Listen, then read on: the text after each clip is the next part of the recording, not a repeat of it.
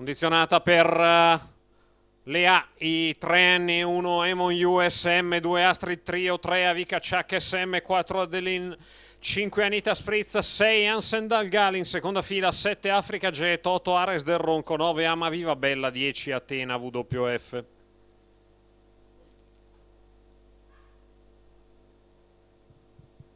Macchina che va per staccare.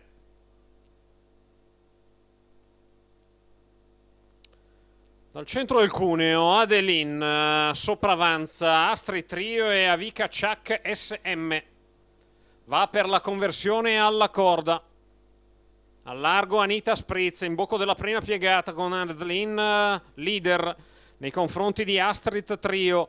Anita Spritz di fuori scoperta, il lancio nell'ordine il 14 appena abbondante. Si formano più pariglie, con Adeline che tira già una bella frenata alla questione. Si libera dalla corda Emon USM che aggira Anita Spritz al completamento dei 400 in 29 abbondante. Si va a profilare a lato di Astrid Trio che segue la battistrada. Completamento dei 600 metri iniziali nell'ordine del 44,5.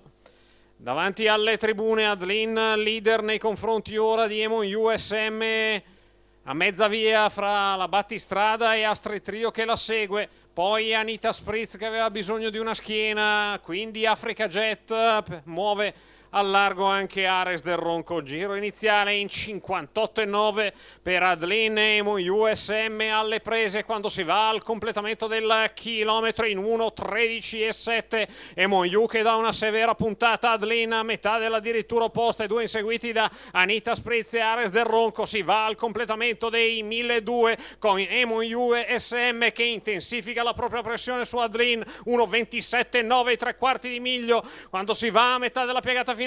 Cerca di unirsi alla lotta anche in mezzo alla pista Ares del Ronco e a contatto Anita Spritz. È passato Emon USM che ha due chiare lunghezze di margine all'ingresso della dritta arrivo. Emon U è in vantaggio nei confronti di Anita Spritz e Ares del Ronco. Emon USM che la vince come ha vinto Milano alla maniera forte.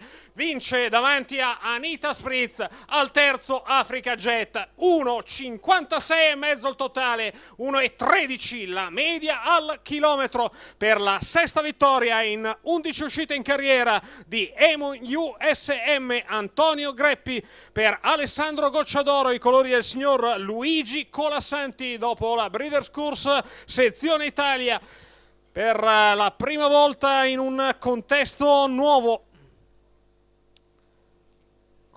Senza i ferri davanti, Emon USM vince chiaramente il match con Adeline. Al secondo Anita Spritz, al terzo Africa Jet, 1:57 l'ordine d'arrivo della terza.